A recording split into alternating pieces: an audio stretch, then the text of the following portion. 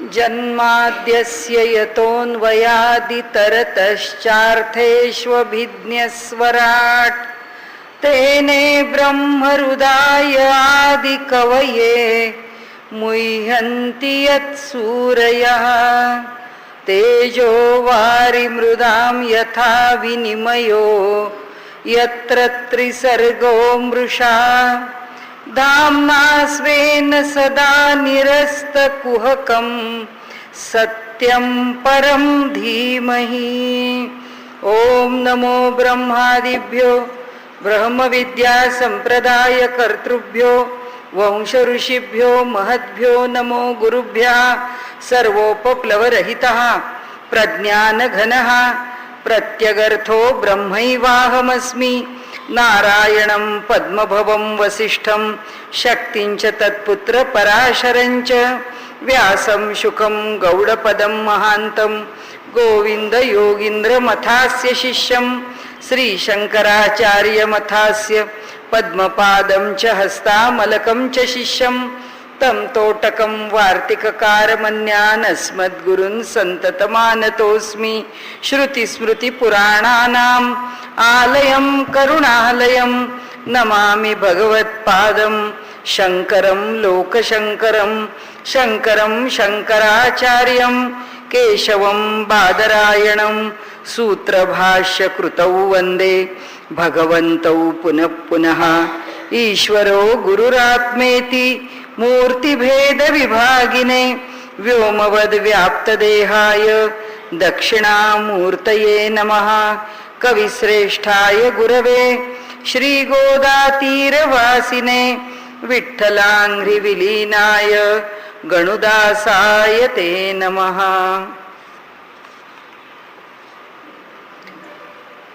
कालपर्यंत आपण ब्रह्मसूत्राची 2 अधिकरणं पाहिली. त्यातलं पहिलं अधिकरण आहे ते जिज्ञासा अधिकरण आहे आणि दुसरं अधिकरण आहे ते त्या सूत्राप्रमाणेच जन्माद्यस्य यतः या सूत्राप्रमाणे जन्माद्याधिकरण आहे.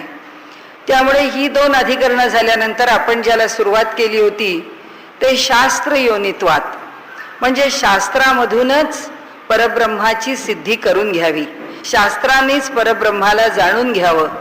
मनुष्यानी अनुमानाने आणि प्रत्यक्षाने काही वेळा केलेली सिद्धी ही पूर्ण आणि योग्य असतेच असं नाही. कारण असं आहे की व्यवहारामध्ये सुद्धा जेव्हा शास्त्रज्ञ ह्या सृष्टीचा बोध करून घेण्याकरता प्रयत्नशील होतो तेव्हा तो काय शोध करतो, कशाचा शोध घेतो, तर तो कार्यामागच्या कारणाचा शोध घेतो की हे कार्य आहे ह्याच्या मागचं कारण काय. आता ते कारण जेव्हा कार्य होतं म्हणजे तूप आहे, तूप कशापासून निर्माण होतो, तुपाचं कारण काय, लोणी आहे. आता लोण्यापाशी येऊन थांबलो. आता लोण्याचं कारण काय आहे, साईचं दही आहे. त्या दह्याच्या मागचं कारण काय आहे, दूध आहे. दुधाच्या मागचं कारण काय आहे, गाय आहे. आम्ही तिथपर्यंत जाऊन पोचतो आणि मग ते कारण जेव्हा आम्हाला प्राप्त होतं आपण असं म्हणतो की गायीपासून दूध मिळतं, म्हणजे त्या दुधाचं मूळ कारण गाय झाली. आता गायीच्या मागे जायचं असेल तर गाय कोणाची आहे, गाय काय खाते, काय खाल्ल्याने दूध चांगलं मिळतं, हे त्याचे वेगळे विषय झाले. पण गाय कोणत्या जाती, जे गोत्व, गायीतलं गोत्व जी जाती आहे ती कोणती आहे, हे सगळे वेगवेगळे विचार झाले. तरी मुळामध्ये गाय किंवा गायीपाशी जाऊन पोचणं हे त्याच्या मूळ कारणापर्यंत गेलो. आता त्याच्या मागे कारण जायचं म्हटलं तर कोणतं कारण सांगणार. गायीच्या मागे आता आणखीन वेगळं कारण नाही देता येत. दूध गायीपासून मिळतं हे गाय हे कारण झालं. तसं ह्या सृष्टीच्या बाबतीमध्ये सृष्टी कुणापासून निर्माण झाली. आम्ही मागे मागे मागे चाललो तर आम्ही पंचमहाभूत झाली. पंचमहाभूतांच्या पासून पंचतन्मात्र झाले. पंचतन्मात्रांच्या मागे जातो तेव्हा त्रिगुण झाले, सत्व रज तम. त्याच्या मागे जातो तेव्हा आम्ही अहंकार आणि महत इथपर्यंत जाऊन पोचतो. त्याच्या मागे जातो तेव्हा अव्यक्तापर्यंत जातो. अव्यक्ताच्या मागे जातो तेव्हा परब्रह्मापर्यंत जाऊन पोचतो. आता परब्रह्माच्या मागे त्याला काही कारण आहे का, त्याला दुसरं कारण नाही, त्याच्याच पासून सगळं जन्माला येतं. म्हणजे शेवटी तोच कारण आहे हे आम्हाला समजून घेताना अनुमानाने समजतं की नाही, आम्ही निष्कर्ष काढतो म्हणून समजतं की नाही, किंवा प्रत्यक्ष आम्ही जेव्हा जग पाहतो तेव्हा जगातली अत्यंत अद्भुत, अत्यंत आश्चर्य वेगवेगळी जीवनं जेव्हा पाहतो, ती जीवनं पाहतो त्यावेळी आपल्याला असं वाटतं हे मोठं आश्चर्य आहे बा, हे असं कसं घडतं की ती कासवी आपल्या नजरेने आपल्या पिलाचं रक्षण करते, कसं घडतं. अशा अनेक गोष्टी आहेत ज्याच्या फार खोलात आपल्याला आत्ता जायचं कारण नाही, कारण तो काय आपला विषय नाही. परंतु वनस्पतीशास्त्रात शिरलो, जीवशास्त्रात शिरलो, निसर्गात शिरलो तरी आपल्याला सर्वदूर खूप आश्चर्य बघायला मिळतात. आणि ती आश्चर्य पाहिली की आपल्याला असं वाटतं की कठीण आहे हे सगळं करणारा कुणीतरी इतकं योजनाबद्ध असा कुणीतरी असलाच पाहिजे. कार्याच्या मागचं कारण शोधत जाणं हे व्यवहारामध्ये त्या मानाने सोपं आहे. सोपं अशा करता की व्यवहारात 1, 2, 3, 4 वस्तू काहीतरी दिसतात किंवा जे दिसतं त्याच्यापासून निष्कर्ष काढता येतो. पण व्यवहारामध्ये एकच गोष्ट अनेक प्रकारची रूपं घेते हे आपल्याला अभावाने दिसतं किंवा त्याचं सामर्थ्य आपल्या लक्षात येतं. त्याच्याकरता आपल्याकडे जो दृष्टांत दिलेला आहे, मग एक नट आहे, आपल्याला माहिती असेल काही नाटकामधून एकाच नटाला 4-4, 5-5 भूमिका कराव्या लागतात. जसं तोमी नव्हेच नाटक होतं पूर्वी, त्याच्यामध्ये प्रभाकर पणशीकर त्या सगळ्यांच्या तो लखू लोखंडे अनेक जी रूपं घेतो त्या सगळ्या भूमिका करतो. एकच नट आहे पण सगळ्या भूमिका करतो. हे व्यवहारात जेव्हा आम्ही पाहतो तेव्हा त्याची उडलेली तारंबळ बघतो, त्याने केलेले वेगवेगळे प्रयोग बघतो. वेगवेगळे प्रयोग म्हणजे जेव्हा तो एक संन्यासी, एक गुरु, एक स्वामी म्हणून असतो तेव्हा वेगळा असतो, एक गुन्हेगार म्हणून वेगळा असतो, आणखीन एक सामान्य माणसाचं रूप घेतो तेव्हा वेगळाच असतो. हा नट अशा वेगळ्या वेगळ्या भूमिका करतो. किंवा बालगंधर्वांच्या सारखा नट पुरुष आहे पण स्त्री पात्र करतं आणि मग स्त्रियांच्या प्रमाणे व्यवहार करून दाखवतात, त्याप्रमाणे वागून दाखवतात, त्याप्रमाणे अभिनय करतात. हे आम्ही सिनेमातून पाहतो, नाटकातून पाहतो. एकाने केलेल्या 2-2 भूमिका आम्हाला दिसतात. इथे परमात्मा एकटा एक सगळ्या ठिकाणी भरून राहतो हे समजून घेणं, अनुमानाने समजून घेणं अवघड आहे. कारण या ठिकाणी आपण इथे बसलेलं असताना या स्थानावरती परमात्म्याने त्याचा निवास करावा, कारण तो सगळे दूर भरून राहिलेला आहे. त्यामुळे त्याचा निवास इथं पण आहे आणि याच वेळी आत्ता इथे जसा तो आहे तसा अमेरिकेमध्ये सुद्धा तिथे असणाऱ्या एखाद्या स्थानावर पण तो उपस्थित आहे. जसे आम्ही आत्ता इथे आहोत ह्या स्थानावरती तो घनदाट भरून राहिलाय, तसं ज्या घरातून आम्ही इथे उठून आलो त्या घरातही तो घनदाट भरून राहिलाय. जिथे पाहावं तिथे तो घनदाट भरून राहिलाय. सर्व दूर सगळ्यांना तो निर्माण करतो आहे. हे सगळं आम्हाला आमच्या अनुमानाने समजू शकत नाही. त्याचे जे अनेक श्रेष्ठ असे गुण आहेत की तो सगुण पण असू शकतो आणि तो निर्गुण पण असू शकतो. म्हणजे या गुणांमध्ये पण तो प्रकट होऊ शकतो आणि त्याच वेळी या गुणांपासून तो अलग पण असू शकतो आणि त्याच वेळी तो ना सगुण असतो ना निर्गुण असतो, तो ह्या दोघांच्याही पलीकडे असतो. मग हे सगळं आम्हाला कसं समजेल? त्याला एका वेळी सगळ्यांचं सगळं कळतं. म्हणजे त्याला एकाच वेळी या जगाची लोकसंख्या जी काही अब्जामध्ये असेल, आता कोणी म्हणतं 200 अब्ज आहे असं आपण धरू, तर एवढी जर काही लोकसंख्या असेल या जगाची तर त्यांच्याच ठिकाणचं नाही, प्रत्येक झाडा झुडपाच्या ठिकाणी काय घडावं आणि ते कसं घडावं, ही सगळी सत्ता, हा सगळा अधिकार, हे सगळं सामर्थ्य आणि ह्या सगळ्यांना जाणणं एकाच वेळी, ज्याला शास्त्राच्या भाषेमध्ये एक समयावच्छेदे करून एका वेळीच त्याला सगळ्यांच्या ठिकाणचं समजतं. हे तरी कसं समजतं? कारण हे आम्ही कल्पनाच करू शकत नाही. त्याच्या या गुणांची आम्ही कोणत्या गुणांची कल्पना करू शकू? की आम्हाला जर मृत्यू या देहाला आहे तर ईश्वर अमर असेल. आम्हाला जर भूक लागते आणि आम्हाला जेवल्याशिवाय देहाची धारणा करता येत नाही तर तो शक्तिवंत आहे, तर त्याला न खाता पिता अन्नाशिवाय त्याला राहता येत असेल, त्याला या शरीर धारणेकरता किंवा त्याला त्याचं सामर्थ्य धारण करण्याकरता आणखीन काही वेगळं आणावं लागत नसेल, पण तो ज्या प्रकारे सगळं निर्माण करत राहतो आणि त्याच्या ठिकाणी काहीही खर्ची पडत नाही, हे सगळं आम्हाला कसं कळेल? त्यांनी सांगितलं की जे गुण या पंचमहाभूतांनी निर्माण झालेल्या जगामध्ये आहेत ते गुण आम्हाला समजू शकतात, पण याच्या पलीकडे असणारे ईश्वराच्या ठिकाणचे जे गुण आहेत ते आम्हाला समजू शकत नाहीत. ते आम्हाला कशाकडून समजून घ्यावे लागतात? ते आम्हाला शास्त्रातूनच समजावे लागतात, ते आम्हाला वेदातूनच समजून घ्यावे लागतात.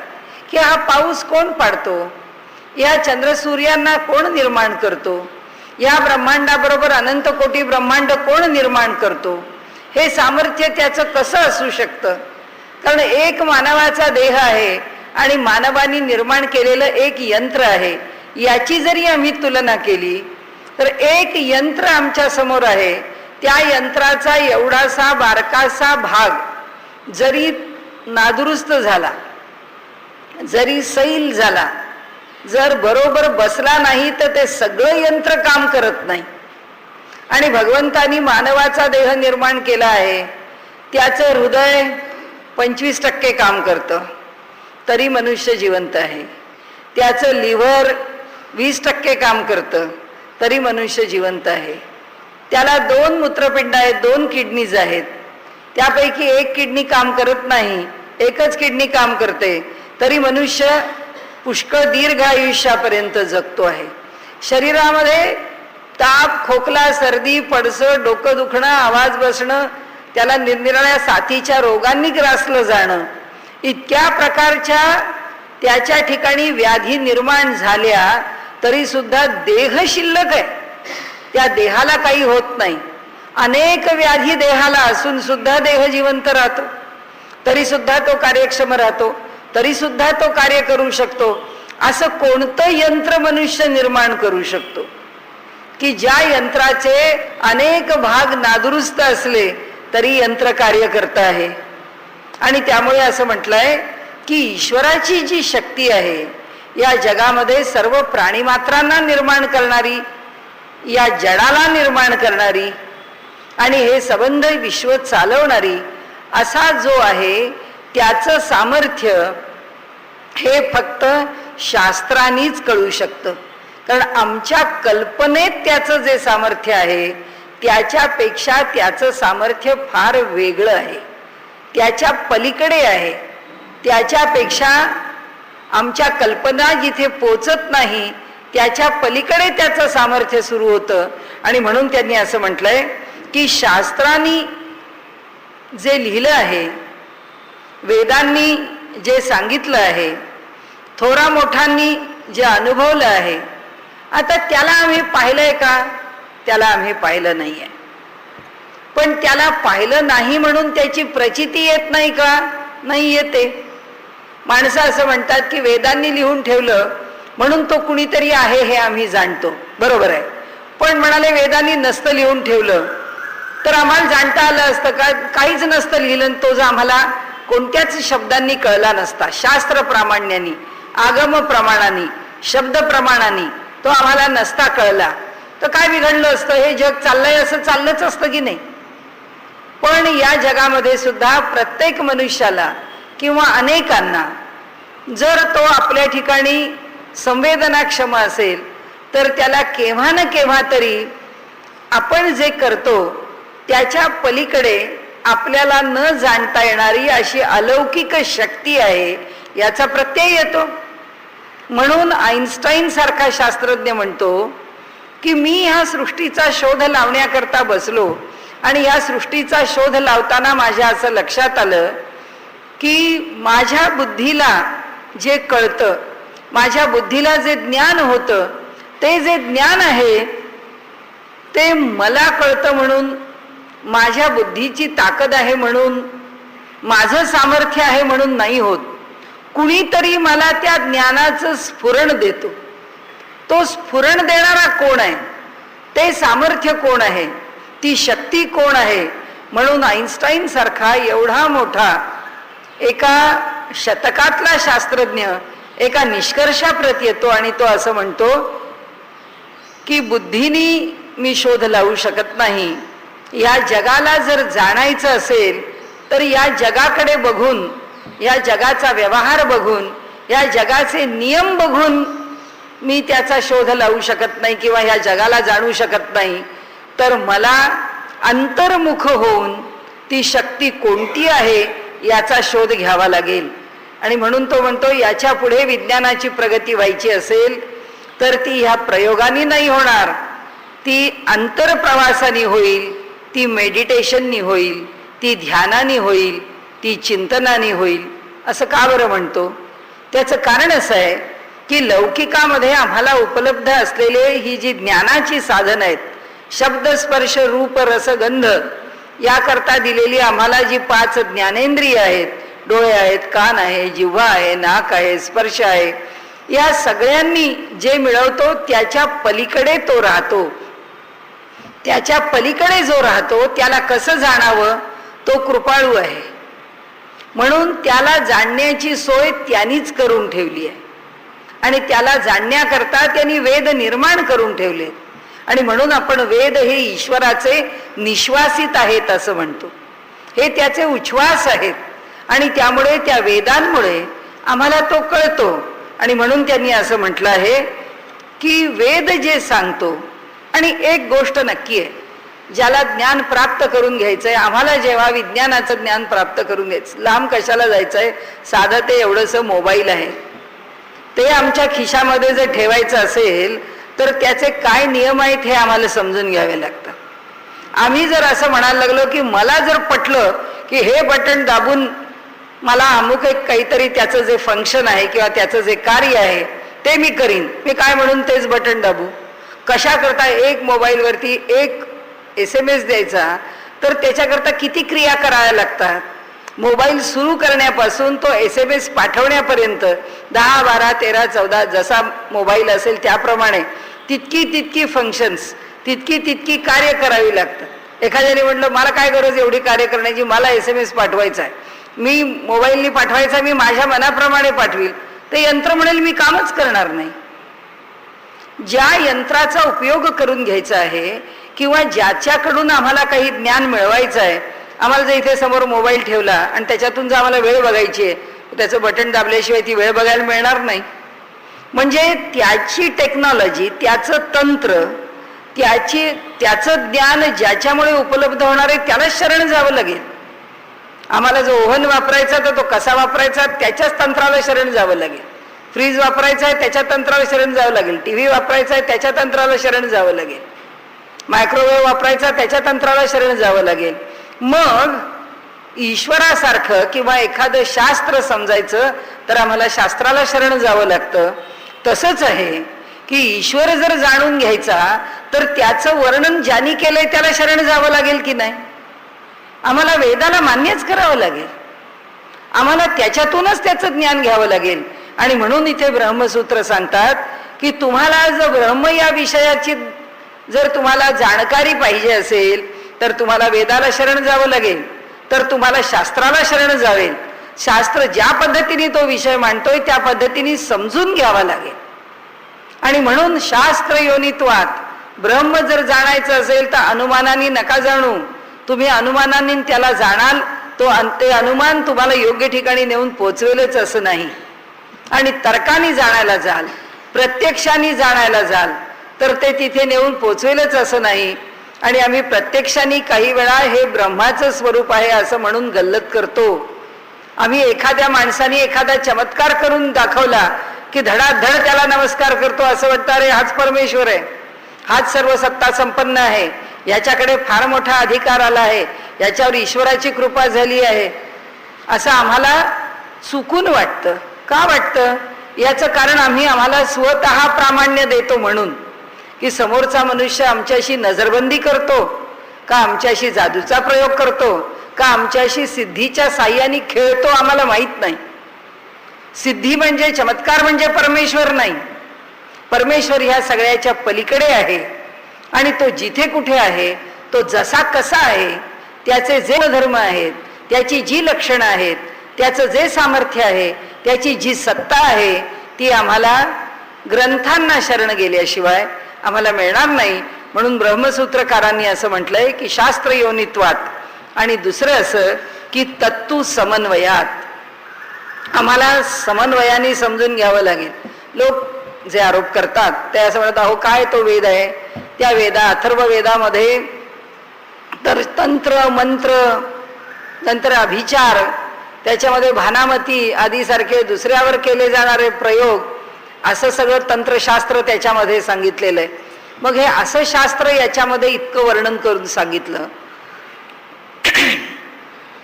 अनेक प्रकारच्या सिद्धी प्राप्त करून घेण्याकरता, अनेक प्रकारची फलं प्राप्त करून घेण्याकरता वेगवेगळ्या प्रकारचं ज्ञान वेदांनी सांगितलं. आणि त्या ब्रह्माचं ज्ञान करून देणारा विषय मात्र वेदामध्ये फारच थोडा आहे. तुमची उपनिषद किती आणि त्याच्यामध्ये यज्ञाची प्रक्रिया किती, निरनिराळ्या देवतांना स्तुती करणारी सूक्त किती, त्याच्यापासून फलप्राप्ती करता केलेले प्रयत्न किती, आणि परमेश्वरासंबंधीचं परब्रह्माच्या संबंधीचं विवेचन किती. तर तेव्हा ब्रह्मसूत्र म्हणतात तत्तु समन्वयात. म्हणाले वेदांनी जी काही विविध वचनांची त्या ठिकाणी पखरड केलेली आहे, त्याचं स्पष्टीकरण केलेलं आहे, त्याविषयी चर्चा केलेली आहे, त्याच्या मागे समन्वयाची दृष्टी ठेवूनच विचार करावा लागेल. म्हणजेच आपल्या लक्षात येईल की ब्रह्म हे एकच सत्य आहे. त्यांनी असं म्हटलंय की त्या परब्रह्माची जी चर्चा किंवा त्याचं वर्णन ज्या उपनिषदांच्या मध्ये केलेलं आहे तो भाग लहान आहे, आणि मनुष्याच्या जीवनाला आवश्यक असणाऱ्या गोष्टी, प्रवृत्तीपर तत्वज्ञान हे वेदांच्या मध्ये अधिक आहे, स्वाभाविक आहे. कारण मनुष्याला या लोकामध्ये जीवन कंठायचं आहे, आणि या लोकात अधिकाधिक चांगलं जीवन जगता यावं याकरता त्याला जे जे काही आवश्यक वाटतं ते तो कुठे शोधायला जाईल, आणि कोण त्याला त्याचं ज्ञान करून देईल. कारण या प्रवृत्तीपर मार्गाचं ज्ञान सुद्धा वेदांनी आपल्या ठिकाणी करून ठेवलेलं आहे. आज लोक असं म्हणतात की अनेक गोष्टींचा उहापोह वेदामध्ये केला आहे. ज्या गोष्टी प्रवृत्तीपर आहेत त्याही गोष्टींची चर्चा वेदामध्ये केलेली आहे. आणि मग आजकालचे शास्त्रज्ञ वेदांनी काय सांगितलं आहे याचा शोध घेतात. वेदांच्या अंगांमध्ये जी षडांग आहेत वेदाची, त्या अंगांनी कोणतं कोणतं ज्ञान प्रकट केलं आहे त्याचा शोध घेतात. हा सगळा का घेतात? त्याचं कारण या जगामध्ये मनुष्याला जगायचं आहे म्हणून, आणि जगण्याकरता जे जे तंत्र विकसित केलेलं आम्हाला अपेक्षित आहे ते तंत्र आमच्यापर्यंत पोचवावं म्हणून. आता साध्या आम्हाला मिळणारं जे धनधान्य आहे हे सगळं कुणी निर्माण करून ठेवलं, आणि त्याला कसं प्राप्त करावं ह्याची साधनं कुणी सांगितली, घर कसं बांधावं. आमच्याकडे अनेक शास्त्र उभी राहिली, अनेक ग्रंथांमध्ये त्याचे उल्लेख आले, आणि त्याच्याद्वारा मनुष्यानी ते निर्माण करायला सुरुवात केली. हे सगळं कशाकरता दिलं? तर म्हणाले हे मानवाचं जीवन सुखी व्हावं याकरताच वेदांनी चर्चिलं. मग त्याच्यामध्ये ब्रह्माच्या विषयी थोडी का चर्चा केली, त्याच्याविषयी थोडी चर्चा का केली याकरता अनेक दृष्टांत आलेले आहेत. त्यातला एक दृष्टांत आहे की आपलं घर आहे. आपलं घर कितीतरी मोठं आहे. आपल्या घरामध्ये सगळ्या स्वयंपाकघराकरता म्हणजे भोजन बनवण्याकरता खोली आहे, सगळं सामान साठवण्याकरता कोठी घर आहे, लोकांना उठण्या बसण्याकरता आल्या गेलेल्यांच्याकरता बैठकीची खोली आहे, भोजनाकरता भोजनगृह आहे, शयनाकरता शयनगृह आहे, करमणुकीच्या करता टीव्ही करता अनेक या वस्तू ठेवण्याकरता वेगळी खोली आहे, मुलांना खेळण्याकरता अंगण आहे, वाहनं ठेवण्याकरता वाहन घरं आहेत. आणि या सगळ्या घरामध्ये देवघर केवढं आहे? लहानच आहे. पण महत्व कुणाचं आहे? त्या देवाचं आहे. सामर्थ्य कुणाचं आहे? देवाचं आहे. त्या देवाचं महत्व खूप आहे म्हणून बाकीच्या खोल्या एवढ्या एवढ्याशा आहेत आणि देवघर मात्र सगळीकडे भरून राहिलंय असं होत नाही. त्याचं महत्व जरी मोठं असलं तरी सुद्धा त्याला स्थान मोठं देण्याची आवश्यकता आहे असं नाही. आणखीन दृष्टांत आहेत आपल्याकडे. आणखीन एक दृष्टांत असा आहे की एका आईला 4 पुत्र आहे, एक अगदी लहानसं मुलं आहे आणि एक मोठा मुलगा आहे, त्याच्यामध्ये ही सगळी लहान लहान मुलं आहेत. आता जे लहान मुलं आहे ते अजून आईच्या जवळ जवळ राहतं आई त्याची सगळी सेवा शुश्रूषा करते, त्याच्याकरता दिवसभर खपत असे, कारण ते मूल पूर्णपणे आईवर अवलंबून असतं. आणि तिचं जे मोठं मूल आहे त्या मोठ्या मुलाचा तिला आधार असतो, पण त्या मुलाकरता ती काही काम करत नाही. पण ती काही काम करत नाही याचा अर्थ आईचं मोठ्या मुलावर प्रेम नाही असं नाही. आईचं मोठ्या मुलावर प्रेम आहे. किंबहुना मुलगा 12 वर्षाचा झाला आणि त्या मुलाला जर आंघोळ आईला घालावी लागली तर तो चिंतेचा विषय आहे. आई म्हणते माझ्या 12 वर्षाच्या मुलाला आंघोळ का घालायची वेळ यावी, तो शहाणा कधी व्हायचा, तो शहाणा झालाच पाहिजे. शहाणा झालेल्या मुलावर आईचं प्रेम असलं तरी शहाणा झालेल्या मुलाकरता आई कष्ट करून त्याला आपल्यावरती अवलंबून ठेवून त्याच्याकरता दिवसभर झिजत राहत नाही. पण जे मूल लहान आहे, अजून अजाण आहे, त्याच्याकरता ती दिवसभर झिजते. आणि या दृष्टांतांनी अशी सिद्धी केली आहे की असंच वेदांचं आहे. ज्याला या जगामध्ये अजून ती बुद्धीची परिपक्वता प्राप्त झाली नाही, त्याला जगातल्या सुखदुःखामध्ये त्याचा जीव हडबडतो, गडबडतो, ज्याला त्याचे त्रास होतात, जो गलित गात्र होतो, येणाऱ्या सगळ्या सुखदुःखांच्या आघाताने जो डळमळून जातो, हडबडून जातो, गडबडून जातो, त्याच्याकरता वेदांनी पुष्कळ विवेचन केलंय. कारण त्याला धीर देण्याकरता तत्वज्ञानाची अधिक आवश्यकता आहे. आणि जो शहाणा आहे, ज्याला परिपक्वता आलेली आहे, त्यांनी कुणाला जाणावं, त्यांनी परमात्म्याचं कोणतं स्वरूप जाणून घ्यावं याच्याकरता फार लहान जागा ठेवली आहे. म्हणजे उपनिषदांनी त्याचं वर्णन केलंय. उपनिषदांनी त्याच्या माध्यमातून त्याला समजावण्याकरता म्हणून चर्चा केली आहे. पण त्या चर्चेला व्यापक स्वरूप नाही, जितकं मनुष्याचं लौकिक जीवन सुखी व्हावं याकरता व्यापक स्वरूप आहे. आणि म्हणून म्हणतात की श्रुतीमध्ये आपण ह्या सगळ्या श्रुती वाचताना, हे सगळे वेद वाचताना सुद्धा आपल्याला समन्वयाने समजून घ्यावं लागतं. कसं समजून घ्यावं लागतं, समन्वय कसा होतो, योग्य त्या पद्धतीने ते समजून घेण्याचे मार्ग कसे असतात, त्यांनी सांगितलं की वेगवेगळ्या मार्गाने विषय आमच्यापर्यंत येऊन पोचतो, वेगवेगळ्या पद्धतीने ज्ञान आमच्यापर्यंत येऊन पोचतं. पण त्या ज्ञानाचा निष्कर्ष काढताना मात्र आमच्या ठिकाणी समन्वय व्हावाच लागतो. जसं अन्न आहे, अन्नाचं ग्रहण जिभेवरून केलं. आता उन्हाळा आहे, साखर घेण्याची गरज आहे, थोडंसं आंबटही घेण्याची गरज आहे, थोडंसं मीठही घेण्याची गरज आहे. कारण हे सगळं आम्ही घेऊ तर जे शरीरातून घामाच्या वाटे जे पाणी बाहेर जातं आहे, पुन्हा शरीरात पाणी पिण्याकरता जेव्हा तिखट, मीठ, साखर हे सगळं पोटात जातं, त्यावेळी पाणी घेण्याची इच्छा अधिक होते. नुसतं पाणी पित राहिलो काही न खाता तर पोटात ढवळायला लागतं. आणि म्हणून आम्ही हे सगळं खातो. पण हे खाताना नुसती साखर तोंडात टाक, नुसतं मीठ तोंडात टाक, नुसती कैरी तोंडात टाक असं नाही करत. कैरीला तिखट मीठ लावून खातो, कैरीचं पन्ह करून पितो, आंब्याची डाळ करून खातो, गोडाचा लाडू खातो, पक्वान्न करून खातो, खीर करून खातो, भाताच्या बरोबर तिखट मीठ ज्या स्वरूपामध्ये आवडतं त्या स्वरूपात त्याच्याबरोबर आमटी करून खातो. म्हणाले हे सगळं जिभेला बरं वाटावं म्हणून खातो. नाही तर काय गरज आहे रुचीचा विचार करण्याची. जितक्या आमटाची गरज आहे तेवढं आंबट तोंडात टाकलं, जेवढ्या मिठाची गरज आहे तेवढं मीठ तोंडात टाकलं, असं होत नाही. रुची जिभेवरती आहे म्हणून त्या जिभेला समाधान देतो. ते सगळं अन्न वेगळं वेगळं असतं. भाजी करतो, आमटी करतो, भात करतो, पोळ्या करतो, आणि ते सगळं चवी चवीनी पोळी गोडाशी खातो, भात आमटीशी खातो, ताक आवडतं म्हणून पितो, आणि असे अनेक पेय पदार्थ आम्ही घेतो. पण हे सगळे जिभेकरता वेगवेगळे पदार्थ घेतो. तेव्हा पोटात गेल्यानंतर जर आम्ही म्हटलं की नाही बुवा हे पेय आहे, नाही बुवा हे आहे, हे घन अन्न आहे म्हणजे सॉलिड फूड आहे, की हे आम्ही भात आमटी भाजी पोळी या रूपात खाल्लं, हे वेगळं आहे. आज पोटात गेल्यावर जर पोटाने ठरवलं की बुवा हे पेय बाजूला ठेवा, हे घन अन्न आहे हे बाजूला ठेवा, हे दुधाचे पदार्थ आहेत बाजूला ठेवा, असं जर झालं तर खाल्लेलं अन्न काही पोटात पचायचं नाही. ते सगळं जर वेगळं वेगळं राहिलं तर शरीराला पुष्टी कोण देईल. त्या सगळ्यांना एकत्र व्हावं लागेल, त्या सगळ्यांना एकत्र होऊन पचवावं लागेल. आम्ही प्यायलेल्या पन्ह्यातलं काय उचलून घ्यायचंय पोट ठरवतं, आम्ही खाल्लेल्या पालेभाजीतलं काय उचलायचंय ठरवतं, भातातलं काय उचलायचंय ठरवतं, पक्वान्नातलं काय उचलायचंय ठरवतं. आणि त्या प्रत्येकाला देह पुष्ट करण्याकरता योग्य स्थितीत आणून त्याचं शरीरामध्ये त्याला जे पसरून टाकणे, त्याचं विभाजन करणे, सर्व दूर पोचवणे, हे काम जसं करतं हा समन्वय आहे.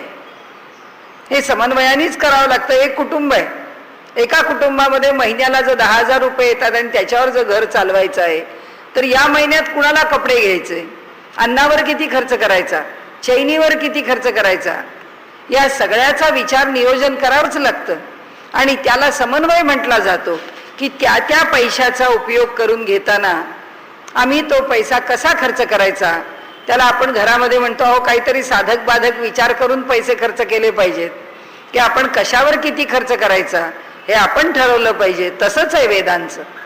वेदांनी तसंच ठरवलंय की तत्वज्ञान किती महत्वाचं असलं तरी तत्वज्ञानाकरता किती जागा द्यायची, तत्वज्ञानाचं वर्णन किती करायचं, आणि मनुष्याला जीवनात जगण्याकरता आवश्यक असणाऱ्या गोष्टींचं वर्णन किती करायचं. आणि म्हणून त्यांनी सांगितलं की वेद काय बोलतो यापेक्षा वेद कशा करता बोलतो, वेद काय बोलतो याच्यापेक्षा वेद कशा प्रकारे बोलतो हे समजून घ्या. की तो कोणत्या प्रकाराने बोलतो, कोणत्या कारणाने बोलतो, काय हेतूनी बोलतो, हे समजण्याकरता आमच्या ठिकाणी समन्वय हा आलाच पाहिजे. की समोरचा माणूस आपल्याला काही सांगतो तेव्हा हे असं काय सांगतो, ही विरोधी भूमिका घेऊन त्याच्यातून व्यवहार करणं आणि तो सांगतो त्याच्या बोलण्याचा समन्वय करून, हा ठीक आहे, हे कशा करता बोलला असेल, हे त्यांच्या सोयी करता बोलला असेल, कशा करता बोलला असेल, त्यांच्या शिस्ती करता बोलला असेल, हे कशा करता बोलला असेल, हे आमच्या फायद्याकरता बोलला असेल. त्याच्यातून जो निष्कर्ष काढायचा आहे तो निष्कर्ष आम्हाला काढावा लागेल. आणि म्हणून त्यांनी सांगितलं की वेदाकडे बघताना उफराटी दृष्टी ठेवू नका, उलटी भूमिका ठेवू नका, विरोधाची भूमिका ठेवू नका, पूर्वग्रह दूषित भूमिका ठेवू नका. वेद काय बोलतो आहे त्याच्याशी संवाद करा. हा सुसंवाद आहे. समन्वयाची जी भाषा आहे ती सुसंवादाची गोष्ट सांगते, ती सुसंवाद करायला शिकवते. आणि म्हणून त्यांनी सांगितलं की आता याच्या पुढे आम्ही जेव्हा ब्रह्मा संबंधाने चर्चा करणार आहोत तेव्हा काय काय लक्षात ठेवा. म्हणाले पहिली गोष्ट लक्षात ठेवा की ब्रह्मा संबंधी चर्चा करताना ब्रह्म नुसतं जिज्ञासे करता कुतूहल म्हणून, चला अनेक ठिकाणी लोक जातात, इथे पण आपण जाऊया. त्याच्याकरता मी एक गमतीने असं नाव ठेवलंय की एक प्रवचनाला तासभर जायचं, चला तुम्ही जाता ठीक आहे मी पण येतो, काय बिघडलं नाही, तुम्ही म्हणताय ना चला चला जाऊया. किंवा काही जण म्हणतात की नाही प्रवचनाला जाऊ का, बरं वाटतं, तिथे गेल्याने बरं वाटतं म्हणून जाऊ. जसं एखाद्याला पत्ते खेळून बरं वाटतं, एखाद्याला रेसला पैसे लावून बरं वाटतं, एखाद्याला क्लबमध्ये जाऊन बरं वाटतं, तसं एखादा म्हणतो ठीक आहे प्रवचनाला गेलो म्हणजे बरं वाटतं. मी आपल्याला हे कशावरून सांगते, एकाने मला सांगितलं की एकाने एका फार मोठ्या संस्थेला खूप मोठं दान दिलं. ते लोक आले, ते म्हणाले वा, म्हणाले तुमचं आम्हाला खूप विशेष वाटलं, आपला आणि काही परिचय नसताना सुद्धा आपण आम्हाला दान दिलं आणि एवढ्या मोठ्या पैशाने आमचं एक फार मोठ्या कार्याला त्याचा हातभार लागला, त्यामुळे ते कार्य यशस्वी झालं. त्यामुळे मला काही फरक पडत नाही. मी म्हणाले जसे घोड्यावर पैसे लावतो तसे तुमच्याकडे दान दिलं, मला काही फरक पडला नाही. म्हणाले कशाला मला एवढे आभार मानायला माझ्याकडे आलात. ही जी भूमिका आहे की मी घोड्यावर पैसे लावतो तसे इथे पैसे लावतो. तर त्यांनी सांगितलं जिज्ञासा म्हणून ब्रह्माकडे बघू नका. मी आपल्याला म्हटलं तसं एक माझं सूत्र आहे की प्रवचनाला हौशे गवशे नवसे येतातच, प्रवचन असो कीर्तन असो ईश्वराच्या दर्शनाला असो. त्याचं मी एक नाव ठेवलंय की तो लोकल ॲनेस्थेशिया आहे. की चला वातावरण चांगलं असतं, तिथे वातावरण शांत आहे, प्रसन्न आहे, छान आहे, एक 5 मिनिटं तिथे गेलं की बरं वाटतं. जसं आपल्या हाताला जर टाके घालायची वेळ आली तर तेवढा लोकल ॲनेस्थेशिया देतात आणि तेवढं 10 मिनिटापुरतं ते दुःख होऊ नये एवढी सोय करतात. टाके घालून झाले की अर्ध्या पाऊण तासाने त्याचं बधीर पण निघून जातं आणि मग वाटलं तर ती जखम दुखायला लागते. तसं आपलं 1 तासभर तिथे जाऊन बसलं बरं वाटतं, कुठेतरी बसायचं. असे आमच्याकडे लोक आहेत, गावामध्ये अशी स्थानं आहेत त्या ठिकाणी प्रवचन चालते ना, हो असं नका तुमचं कुणाचंही प्रवचन, आम्हाला काय करायचंय, आम्ही आपल्या इथे तासभर येऊन बसतो, इथलं वातावरण चाललंय म्हणून आम्ही येऊन बसतो. ब्रह्मसूत्रकार सांगतात, ही उगीच आपलं जिज्ञासेपोटी ब्रह्म जाणायला येणार असाल तर येऊ नका. ब्रह्म जाणण्याकरता येणार असाल तर त्याचं शेवटचं टोक अपरोक्षानुभूती आहे, प्रत्यक्ष अनुभव घ्यायचा आहे ब्रह्माचा. अशी इच्छा असेल तर जिज्ञासे करता या. ती जिज्ञासा त्या आत्मसाक्षात्कारामध्ये परिणत झाली पाहिजे. हे पहिलं सूत्र आहे. दुसरं सूत्र आहे की जगाची आपोआपी मान्य केली. अहो तसं काय आमचा ईश्वरावर विश्वास आहे वगैरे असं काही नाही आहे, पण आपलं तत्वज्ञान समजून घ्यायला काय हरकत आहे. ब्रह्मसूत्रकार म्हणतात, तुम्हाला जर वाटत असेल की हे सगळं जग त्या परब्रह्मापासून निर्माण झालेलं आहे आणि तोच या उत्पत्ती स्थिती लयाला कारक आहे, आणि जर त्याच्या ह्या स्थितीवर जर तुमची श्रद्धा असेल तर याच्या पुढे अधिक चिंतन करा, नाहीतर ह्या खटाटोपीमध्ये का पडता. कारण असं आहे, तुम्ही जर आपोआपी मान्य करत असाल, तुम्हाला जर या जगामध्ये सगळं आपोआप घडतं असं वाटत असेल तर म्हणाले ब्रह्माची तुम्हाला काही गरज नाही. मग तुम्ही याच सूत्राने चाला की मूल लहानाचं मोठं व्हायला लागलं की त्याला शाळेत शिकण्याकरता पाठवू नका. आपोआप तो डॉक्टर होईल, आपोआप तो इंजिनियर होईल, आपोआप तो वकील होईल. रोज सकाळी उठून त्या दूधवाल्याची आणि पेपरची वाट बघू नका की आज बातम्या काय आहेत, तर पेपर पाहिल्याशिवाय चैन पडत नाही. सकाळचा चहा घेतल्याशिवाय कशाला चहा घ्यायला पाहिजे, आपोआप पोटात चहा प्यायल्याचा आनंद झाला पाहिजे. कारण सगळं जर आपोआप घडतं तर तिथे गॅसची शेगडी कशाला पाहिजे, दूध कशाला पाहिजे, चहा कशाला पाहिजे, पोटाला भूक लागते म्हणून अन्न कशाला पाहिजे. जर भूक आपोआप लागत असेल तर पोट भरल्याचा आनंद सुद्धा आपोआप झाला पाहिजे. ही ईश्वराच्या बाबतीमध्ये आपोआपी आहे आणि आपल्या स्वतःच्या बाबतीमध्ये मात्र खुद गर्जी और मर्जी आहे असं नाही होऊ शकत. सगळीकडेच कुणीतरी त्याच्या मागे निश्चित आहे ही जाणीव ठेवून राहा. म्हणून जन्माद्यस्य यतः समजून घ्या की हे ब्रह्मच या जगाच्या मागे कारण आहे. हे ब्रह्मच या जगाच्या मागे कसं कारण आहे या तुमच्या कल्पनेचे खेळ करत बसू नका.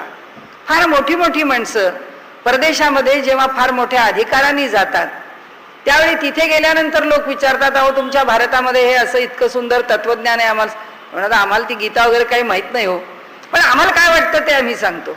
आणि अशा एका फार मोठ्या अँबॅसेडरनी भारतामध्ये परत आल्यानंतर, आमचे राजदूत म्हणून गेलेले परत आल्यावर त्यांनी सांगितलं की हे बघा मी महाभारत वाचलेलं नाही, मी गीता वाचली नाही, पण मी गीतेवर प्रवचन करून आलो. अरे कसं केलं?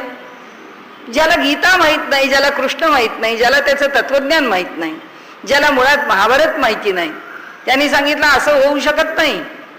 तुम्हाला जर धर्मावरती कोरडे ओढायचे, तुम्हाला जर धर्मावरती आक्षेप घ्यायचे, तुम्हाला जर नास्तिकतेचा प्रसार करायचा आहे आणि तुम्हाला जर ईश्वरावर श्रद्धा ठेवणं हे तुम्हाला विपरीत श्रद्धा आहे असं वाटत असेल तर आधी शास्त्राचा अभ्यास करा आणि अभ्यास करून मग काय आक्षेप घ्यायचे आहेत ते आक्षेप घ्या आणि मग जे काही शास्त्रांनी म्हटलं आहे ते खोडून काढा.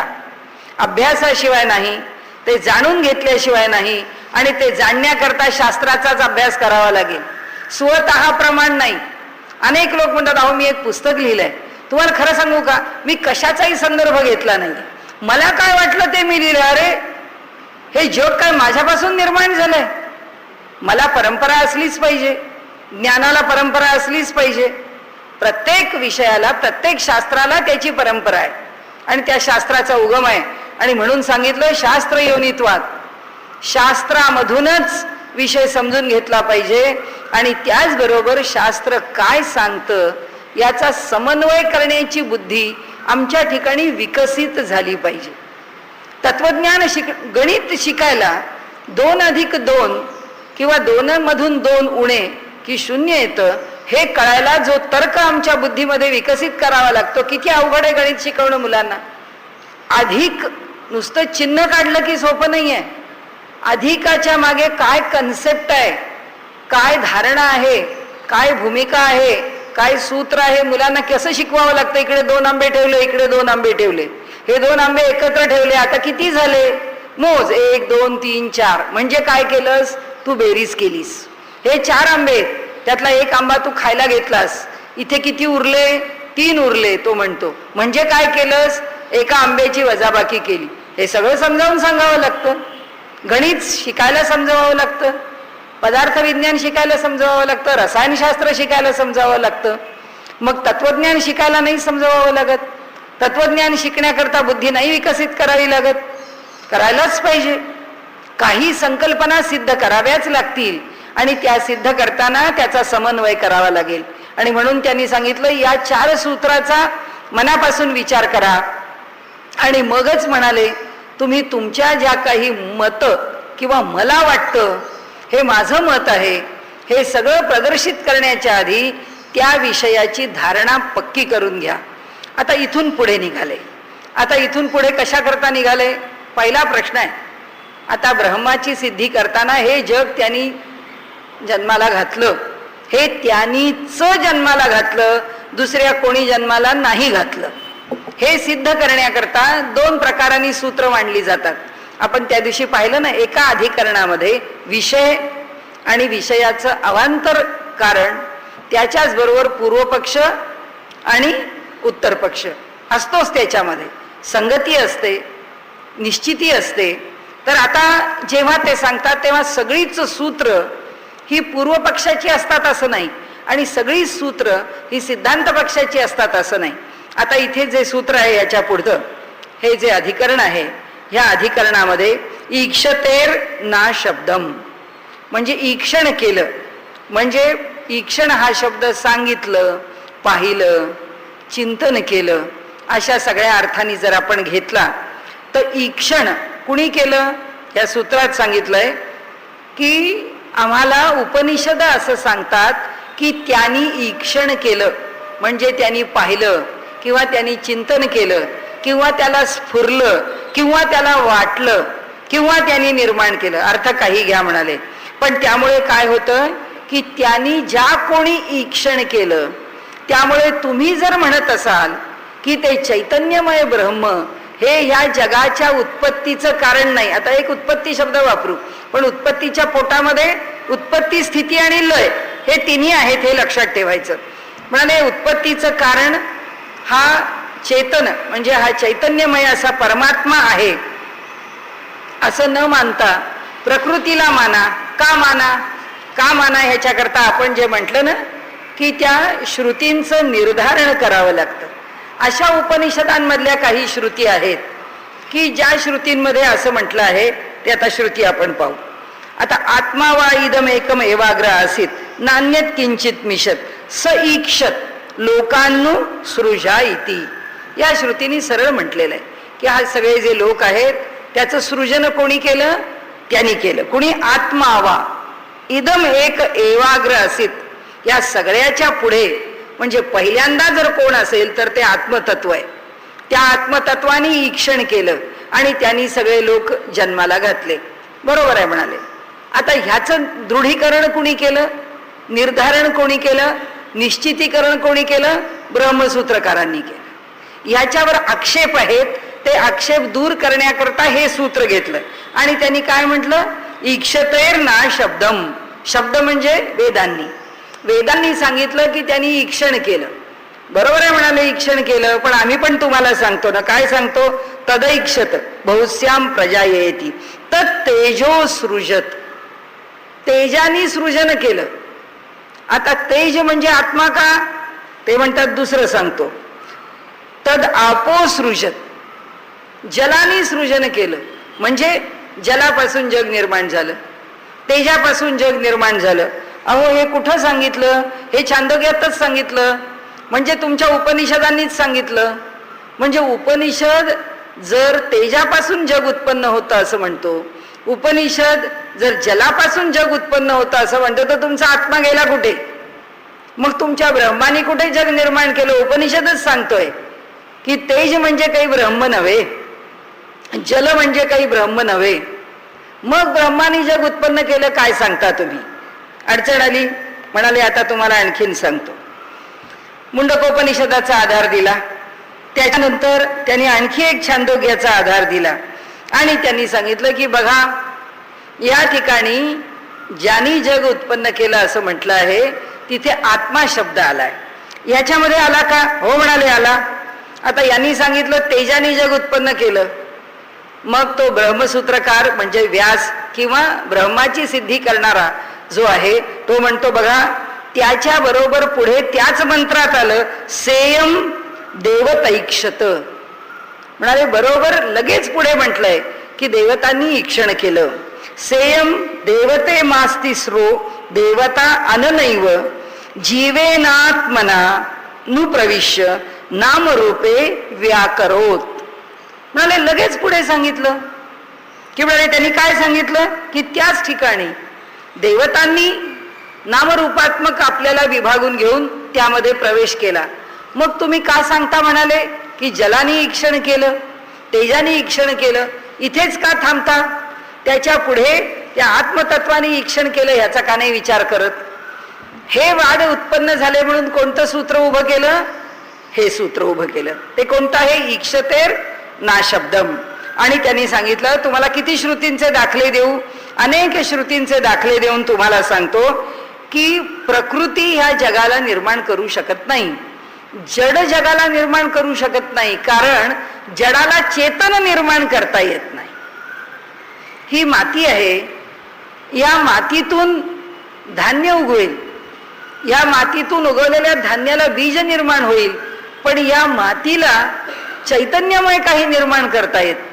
मातीचा पुतळा केला, त्या पुतळ्याला ही माती काही चैतन्य देऊ शकत नाही.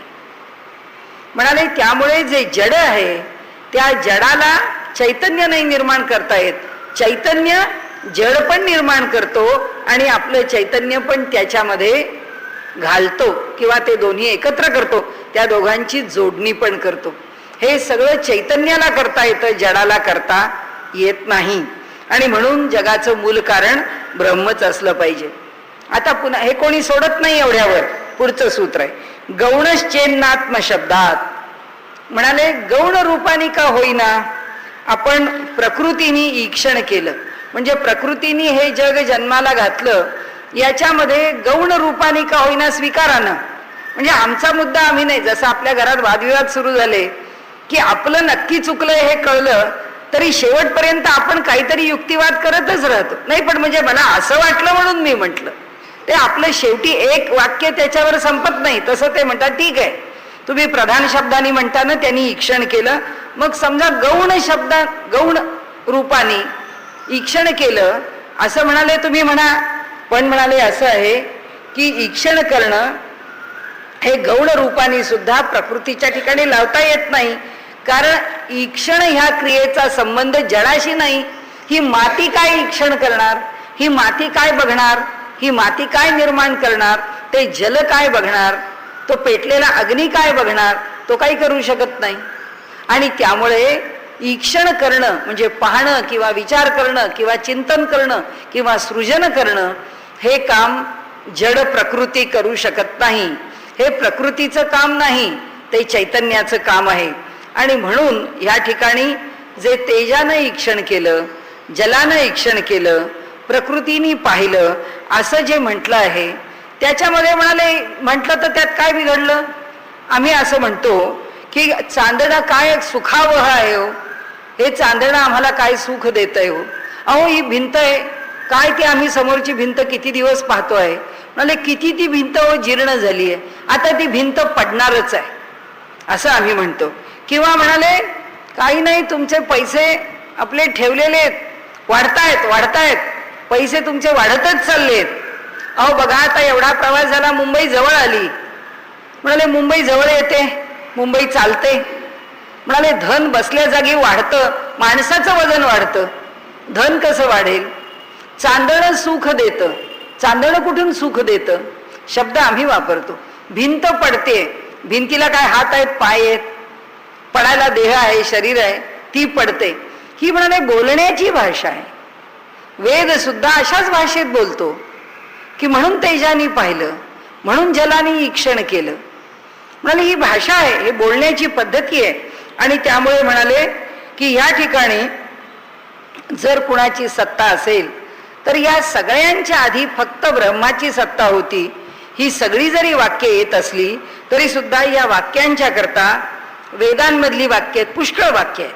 ऋग्वेदाचा संदर्भ दिला, यजुर्वेदाचा संबंध दिला, उपनिषदांचा संदर्भ दिला आणि असं सांगितलं या सगळ्या वाक्यांचा विचार करा बरं. या ठिकाणी फक्त एकदा असं म्हटलं की तेजानी सृजन केलं, एकदा म्हटलं जलानी केलं, तर त्याचा संदर्भ लावा की ज्याच्यापासून तेज जन्माला आलेलं आहे त्यांनी हे कार्य केलं. आता आमच्या घरामध्ये एखादी वस्तू आम्ही तयार केली, तर ती वस्तू तयार करताना की लोणी घाला असं त्याच्यामध्ये म्हटलं, तर लोणी, आता लोण्यापासूनच पदार्थ तयार होतो असं जर आम्ही म्हटलं तर बरोबर आहे, त्या पदार्थाला लोणी पाहिजे. पण लोणीच प्रमुख आहे असं जर आम्ही म्हटलं तर त्याचं नाही नाही हो, लोणी कसं असेल, तुम्हाला दुधापासूनच लोणी मिळवावं लागेल. म्हणजे आता हा पदार्थ करताना तुम्हाला लोण्याचा उपयोग करायचा आहे, म्हणून आम्ही दुधाची भाषा करत नाही. कारण दूध घ्या, त्या दुधाला विरजण लावा, त्याची साय आहे ती घुसळा आणि मग लोणी घ्या, आणि मग आता पदार्थ आम्ही तुम्हाला सांगतो की आता लोणी घ्या, मैदा घ्या आणि मग त्याचा केक करा. असं काही दुधापासून इतिहास सांगावा लागत नाही, लोण्यापासून सांगायचा आहे, कारण त्याचा केक करायचा आहे. लोणी हा पदार्थ प्राधान्याने स्वीकारायचा आहे, म्हणून त्यांनी सांगितलं की इथे आमचा विषय जलाचा चाललाय, इथे आमचा विषय तेजाचा चाललाय, म्हणून आम्ही प्राधान्याने जल आणि तेज उल्लेख केला. याचा अर्थ जलपुडापासून निर्माण झाला असं सारखा मंत्र म्हणायचं का आम्ही, की जशी ती मुली ह्याची गोंडल्याची गाणी गातात ना, असं अंगण सुरेख बाई, की सुरू झालं त्या करंज्या कराव्या माहेरी धाडाव्यापर्यंत ती सगळं म्हणत राहते पुन्हा पुन्हा. असं म्हणाले प्रत्येकाचा उल्लेख सारखा करायचा का, आणि म्हणून म्हणाले त्याचा उल्लेख सारखा केला नाही. याचा अर्थ काय परमेश्वरापासून जग निर्माण झालं नाही असं होतो का. म्हणजे तन्निष्ठस्य मोक्षोपदेशात, म्हणाले जगाचं जे कारण आहे त्याच्यावर निष्ठा ठेवली असता मोक्ष प्राप्त होतो असं सांगितलंय. म्हणाले या प्रकृतीवर निष्ठा ठेवून मोक्ष प्राप्त होईल का. म्हणाले ह्या अन्नावर निष्ठा ठेवली, अन्नावर, हे अन्न आज खाल्लेलं उद्या शिल्लक राहणारे, निष्ठा ठेवायची कशावर. या जगामध्ये जे आज आहे ते उद्या शिल्लक राहत नाही. ते जे इतकं नाशवंत आहे तर त्या नाशवंतावर निष्ठा ठेवून मोक्ष मिळेल का. म्हणजे ज्याच्यावर निष्ठा ठेवली असता मोक्ष मिळतो असं सांगितलंय. याचा अर्थ ती प्रकृती ठरेल का, जी प्रकृती प्रत्येक क्षणी नाश पावते आहे. गच्छती ती जगत, जगताची व्याख्याच आहे की जे लयाला जातं ते जगत आहे, जे नाश पावतं ते जगत आहे, जे परिणाम पावतं ते जगत आहे, ज्याच्यात अखंड बदल होतात ते जगत आहे. आणि जे अखंड बदलतं ते आम्हाला काय स्थिर पद देणार, जे अखंड बदलतं ते आम्हाला काय मोक्ष देणार. म्हणजे म्हणाले जेव्हा ही चर्चा केली जाते तेव्हा मोक्ष देणारी प्रकृती असते का पुरुष असतो किंवा परब्रह्म असतं, तर परब्रह्मच असतं. म्हणून ईक्षण हे ब्रह्मानीच केलं, या ब्रह्मानीच हे जगत निर्माण केलेलं आहे. याच्या पुढे ते म्हणतात की हेयत्वा वचनाच्च, म्हणाले प्रकृती जर जगाचं कारण असती तर मोक्षाच्या लाभासाठी तिचाच उपयोग झाला असता. पण त्यांनी सांगितलंय जे सत आहे, जे सत्ता मात्र आहे तेच तुम्हाला मोक्ष देऊ शकतं. सत्ता कोणाची आहे, सत्ता एका ब्रह्माची आहे. प्रकृतीला सत्ता आहे का, कारण हे ब्रह्मांड संपलं की प्रकृती संपून जाणार आहे. मग ती प्रकृती मोक्ष देणार आहे का, आणि ती प्रकृती मोक्ष देऊ शकत नाही, किंवा ती प्रकृती काहीही शाश्वत देऊ शकत नाही. जे काही शाश्वत पाहिजे आहे ते मिळवण्याकरता ब्रह्माला शरण जावं लागेल. दुसरं म्हणाले आता हे सगळे एक एक दाखले देणं चाललंय. प्रकृती सत्य नाही म्हणून प्रकृतीला सत्ता नाही, प्रकृती शाश्वत नाही, प्रकृती चैतन्यमय नाही, ती जड आहे म्हणून तिला सत्ता नाही, सत्ता केवळ ब्रह्मालाच आहे म्हणून ब्रह्मच जग निर्माण करू शकतं. आता पुढे सांगितलं स्वाप्ययात, स्व म्हणजे आपलं, आणि म्हणजे अपिती म्हणजे लोप. आमचा स्वतःच्या ठिकाणी लोप होतो, आपला आपल्या ठिकाणी लोप होतो. केव्हा होतो, जेव्हा आम्ही गाढ झोपतो तेव्हा. म्हणाले या जीवाच्या 3 अवस्था आहेत, त्यातली जागृती, स्वप्न आणि सुषुप्ती अशा ह्या 3 अवस्था आहेत. जागृतीचा व्यवहार आमच्या बुद्धीने करतो, निश्चयात्मिका बुद्धी ती आम्हाला निर्णय करून देते आणि निर्णय होतो, हा आता काय करायचंय, 5 वाजले, चला आता आपल्याला शारदा मठात जायचंय, चला आता किती वाजले, 6:30 वाजत आले, आज एक 4 मिनिटं उशीर झाला सुरू करायला, पुढे 4 मिनिटं बोलायचं, आता विषय कधी संपवायचा, कोण कोण विचार करतो? हा जागृतीतला विचार आपली बुद्धी करते, त्या घड्याळाकडे लक्ष देऊन. आपल्याला घरी जायचंय, रिक्षावाले म्हणतात कुठं जायचंय, आपण म्हणतो आमचं घर इथे आहे, तो म्हणतो मला रस्ता माहित नाही, सांगा. की आपण त्याला बरोबर रस्ता, आता असं घ्या, आता असं घ्या, आता असं वळा. म्हणजे हे सगळे जागृतीतले व्यवहार आहेत, हे बुद्धीच्या आश्रयाने होतात. माणसाचे जे स्वप्नातले व्यवहार आहेत ते मनाच्या आश्रयाने होतात. ज्या वासना आहेत, ज्या इच्छा आहेत, ज्या आकांक्षा आहेत, त्या सगळ्या इच्छा आकांक्षाचा व्यवहार ह्या स्वप्नाशी निगडीत आहे आणि त्याच्याकरता मन जोडलं जातं. आता जेव्हा मन आणि बुद्धी दोन्हीही लीन होतात, दोघेही जोडले जात नाही, ते ज्या ठिकाणी लीन होऊन राहतात ती गाढ झोप आहे. त्या गाढ झोपेत ना मन काम करतं ना त्या गाढ झोपेमध्ये बुद्धी काम करते. ते कुणाला शरण जातात? स्वतःला शरण जातात. स्वतः म्हणजे स्व अपिती, स्वतःमध्ये त्याचा अपिती म्हणजे लोप, स्वतःमध्ये स्वरूपामध्ये त्याचा लोप होतो. म्हणजे कुणामध्ये होतो? ह्याचं स्वरूप काय आहे? हात आहे, पाय आहे, देह आहे, बुद्धी आहे, मन आहे, यातलं काही नाही आहे. याचं स्वरूप केवळ चैतन्य आहे. ते जे चैतन्य आहे त्या चैतन्यामध्ये त्याचा लोप होतो. म्हणजे त्याचा लोप कुणामध्ये होतो? हा जो जीव त्या मन बुद्धीच्या आश्रयाने चालतो आहे, त्या मन बुद्धीच्या सकट हे जे चैतन्य आहे ते हृदयामध्ये निवास करणाऱ्या चैतन्यामध्ये लोप पावतं, स्वतःच्या ठिकाणी लोप पावतो. म्हणजे ते म्हणतात आमच्या ठिकाणी मूलभूत कोण आहे? प्रकृती आहे का चैतन्य आहे? मूलभूत चैतन्य आहे. मग चैतन्य म्हणजे कोण आहे? म्हणजे परब्रह्म आहे. म्हणून ते म्हणतात की किती उपनिषदांचा दाखला देऊ, अनेक उपनिषदांचे दाखले दिलेले आहेत. आता पुढचं एक सूत्र आहे, गती सामान्य. म्हणाले सर्व ठिकाणी एकच आत्मा जगाचं कारण आहे म्हणून सांगितलंय. ऋग्वेदात सांगितला, यजुर्वेदात सांगितला, उपनिषदात सांगितला, अनेकांनी आपली अनुभूती म्हणून सांगितला. आता म्हणाले तुम्हाला किती उपनिषदांचे दाखले देऊ? कौशितकीमध्ये सांगितलं आहे. म्हणाले कौशितकी उपनिषद आम्हाला सांगतं की म्हणाले या ठिकाणी यथाग्रेर ज्वलतः सर्वा दिशो विस्फुल्लिंगा प्राणा यथायतनम विप्रतिष्ठन्ते. ज्याप्रमाणे जळणारा अग्नी आहे, त्याचा कोळसा आहे, त्या कोळशापासून ठिणग्या उडतात, त्याप्रमाणे म्हणाले या आत्मतत्वापासून हे सगळे प्राण, हे सगळे जीव निर्माण होतात. असं इथे सिद्धांत कौशितकी उपनिषदाने सांगितला आणि वल्लभाचार्यांनी तो स्वीकारला. आता त्याचा विषय आपल्या पुढे नाही, पण या रूपाने जगताची उत्पत्ती, जीवाची उत्पत्ती झाली असं त्यांनी मान्य केलं. मला ऋग्वेदाने सांगितलं, काय सांगितलं? म्हणाले जनयन देव एकहा. मी सगळं सूत्र वाचत नाही किंवा सगळा मंत्र वाचत नाही. त्यांनी म्हटलं की त्याच्यामध्ये यजुर्वेद सांगतो की एकाच देवानी ह्या सगळ्याची उत्पत्ती केलेली आहे. स्वर्ग आणि पृथ्वी, कोण कोण? द्यावा भूमी, या सगळ्यांना तो निर्माण करतो. ऋग्वेद सांगतो की या द्यावा म्हणजे द्यावापासून किंवा स्वर्गापासून पृथ्वीपर्यंत ह्या सगळ्यांना कोण निर्माण करतो? तर एक आत्माच निर्माण करतो, एक देवच निर्माण करतो, एक चैतन्यच निर्माण करतं. मला किती लोकांचे दाखले द्यायचे, किती उपनिषदांचे दाखले द्यायचे. मला सगळ्या श्रुतींनी जे वर्णन केलेले श्रुतवाच्य, म्हणजे सगळ्या श्रुती सुद्धा, वेदांनी सुद्धा स्पष्टपणाने अनेक ठिकाणी एकच गोष्ट सांगितली आहे की हे जग, हे जे जग आहे, हे जग परब्रह्मानीच निर्माण केलेलं आहे. ब्रह्म हेच त्याचं कारण आहे. मग काय केलं त्यांनी? एकाकी न रमनते बहुश्याम प्रजा येय. त्याला एकट्याला तो आपल्या ठिकाणी रमत नाही, म्हणून त्यांनी पुष्कळ निर्माण केलं. आणि त्यामुळे त्यांनी तप केलं, त्यांनी ईक्षण केलं, त्यांनी चिंतन केलं, त्यांनी मनन केलं, त्यांनी संकल्प केला, अनेक शब्द वापरले म्हणाले, पण निर्मिती मात्र परब्रह्मानी केली. आणि हे जे ईक्षणाच्या संदर्भामध्ये असलेलं ईक्षणाधिकरण आहे, हे अधिकरण अशा प्रकारे त्यांनी संपवलं आणि त्यांनी सांगितलं तेच परब्रह्म ईक्षण करत. आपण आता लक्षात काय ठेवायचं यातून?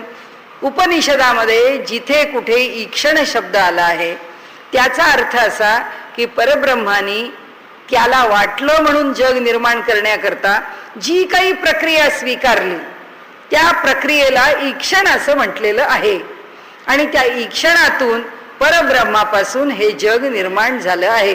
हा त्या सगळ्याचा अगदी साधासा निष्कर्ष आहे. आता उद्याला आपण जे पाहू त्याला आनंदमयोभ्यासात, त्याला आनंदमय अधिकरण असं म्हणतात. की ईश्वराचं जे लक्षण आहे, परमेश्वराचं परब्रह्माचं जे लक्षण आहे, आनंद हे त्याचं लक्षण आहे. त्या लक्षणाच्या संदर्भामध्ये एक मोठं प्रकरण आहे, सुंदर प्रकरण आहे. त्या प्रकरणाचा विचार आता फक्त ब्रह्माची सिद्धी करणं चालू आहे. वेगवेगळी जी वाक्य उपनिषदांची आहेत, ज्याच्याविषयी मनामध्ये संभ्रम आहे, त्या सर्व वाक्यांच्या सिद्धी करता ही सगळी खटाटोप चालू आहे. आपण आतापर्यंत 5 अधिकरणं पुरी केली. आता हे 6वं अधिकरण येईल. या 6व्या अधिकरणामध्ये आनंदमयोभ्यासात असं त्या अधिकरणाचं स्वरूप आहे. आणि इथे आपण आजचा विषय थांबवूया.